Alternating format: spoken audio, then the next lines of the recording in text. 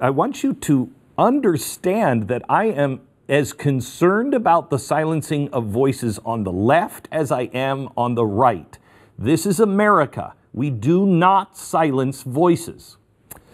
In 1949, the Federal Communications Commission, the FCC, introduced what they called the Fairness Doctrine, which, in a nutshell, regulated the content you were able to consume from anyone who was granted an FCC license. For the longest time, the news you were getting every night came from the newspaper, and radio entered a whole new ball game, and the Fairness Doctrine mandated that political commentary or reporting had to be balanced by the opposing view. This extended to television. Well, as the three big TV networks, NBC, ABC, and CBS, began to compete with both newspapers and radio, cable news didn't even exist yet, so everything you watched or heard at that time was done through the lens of the Fairness Doctrine. This is literally what created the beginnings of this toxic stew that we're in right now.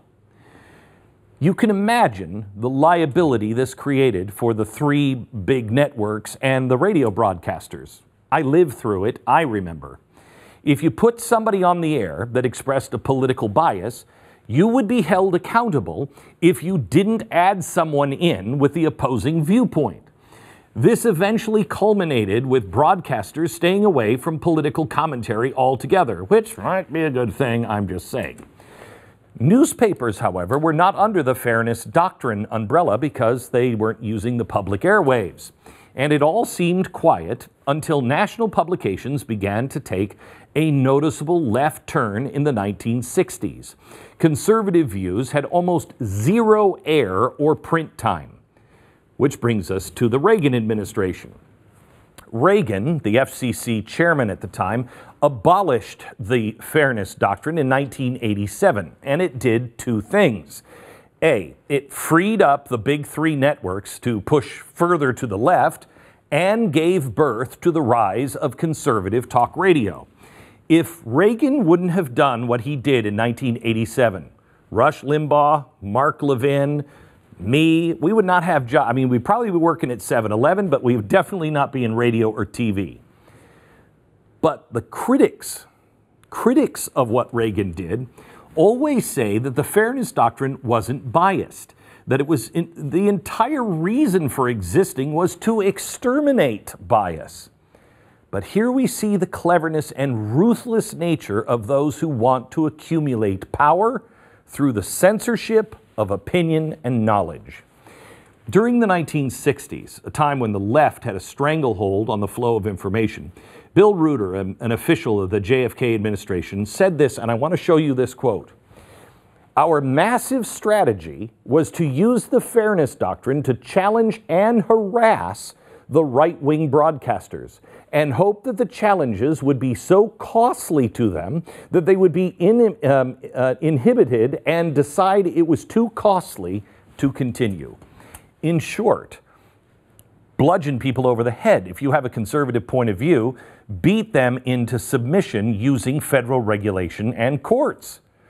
If there was ever a greater Exhibit A for why we should never allow the federal government to regulate companies like Facebook, Google, or Twitter, I give you this quote for free.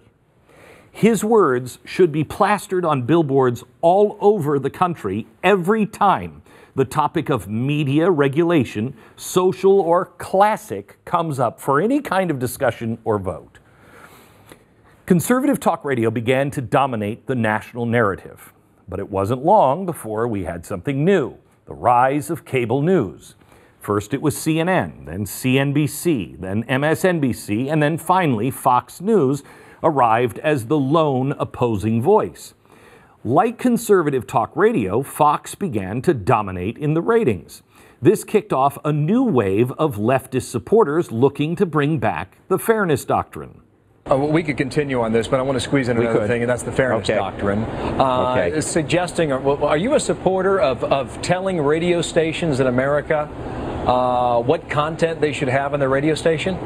Well, I think we should all try to be fair and balanced, don't you? Well, this is commercial enterprise, not run by the government. It's not public money, and I do believe in fair and balance. Yeah, good. Well, you know, there are the radio air. It's not that this is like printing a broadside. You would never say anyone who wanted to hire a printing press or go on a computer has to have any view. Do you think we should allow people to put pornography on the air? Absolutely not, particularly on television and radio. I love this. Yes, porn on radio. What does that look like? Yes, bring back the fairness doctrine before porn invades radio. Unfortunately, for Chuck Schumer, we already know that when he says porn, what he really means is conservative thought or thought that disagrees with what I think. And that is something the left wants silenced.